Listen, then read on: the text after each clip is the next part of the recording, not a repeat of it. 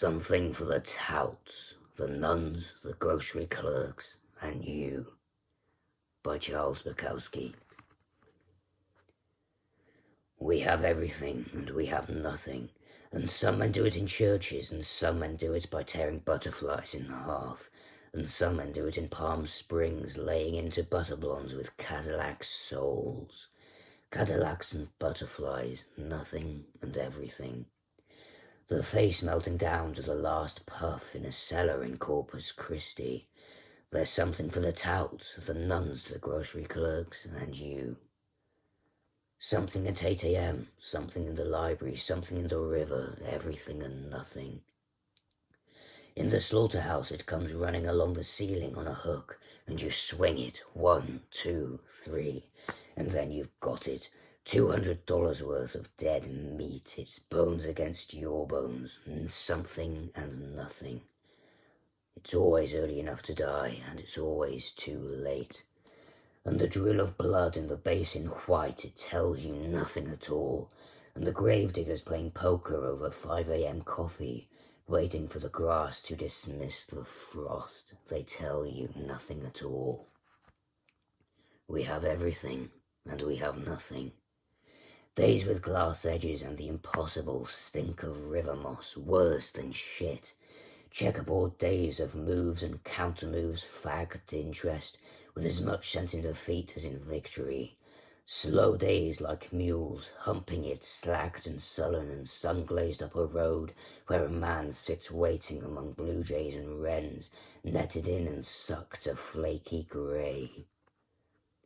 Good days, too, of wine and shouting, fights in alleys, fat legs of women striving around your bowels buried in moans, the signs of bull rings like diamonds hollering, Mother Capri, violets coming out of the ground, telling you to forget the dead armies and the loves that robbed you. Days when children say funny and brilliant things, like savages trying to send you a message through their bodies, while their bodies are still alive enough to transmit and feel, and run up and down without locks and paychecks and ideals and possessions and beetle-like opinions. Days when you can cry all day long in a green room with a door locked. Days when you can laugh at the breadman because his legs are too long. Days of looking at hedges, and nothing and nothing. The days of the bosses, yellow men with bad breath and big feet, men who look like frogs, hyenas, men who walk as if melody had never been invented, men who think it is intelligent to hire and fire and profit, men with expensive wives they possess like 60 acres of ground to be drilled or shown off or to be walled away from the incompetent. Men who'd kill you because they're crazy and justify it because it's the law. Men who stand in front of windows 30 feet wide and see nothing.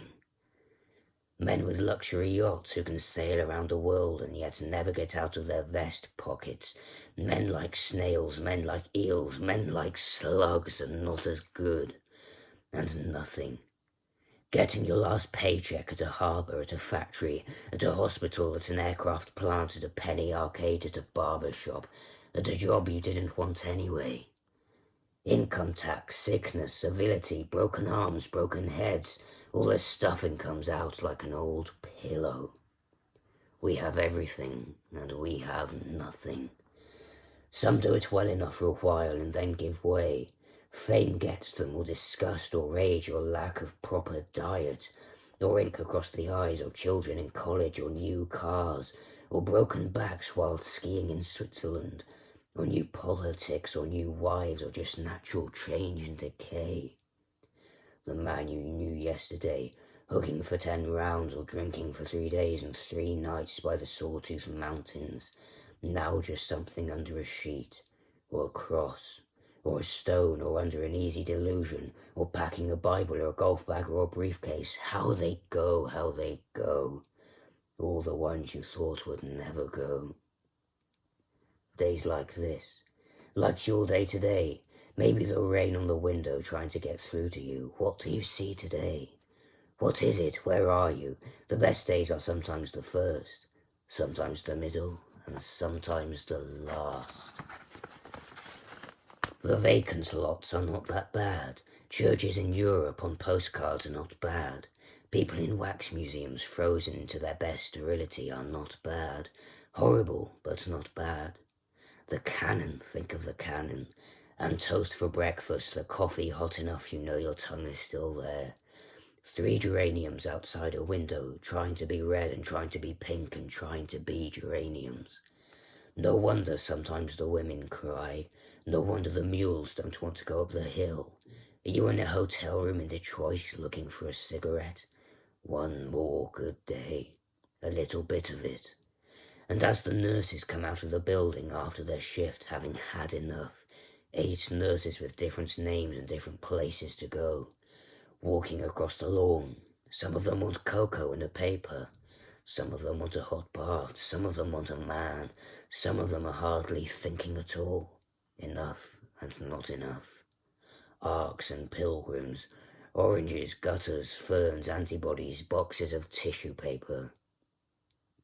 In the most decent sometimes sun, there is the soft smoke's feeling from urns and the canned sound of old battle planes, and if you go inside and run your finger along the window ledge, you'll find dirt, maybe even earth. And if you look out the window, there will be the day. And as you get older, you'll keep looking, sucking your tongue in a little, no, maybe. Some do it naturally, some obscenely everywhere.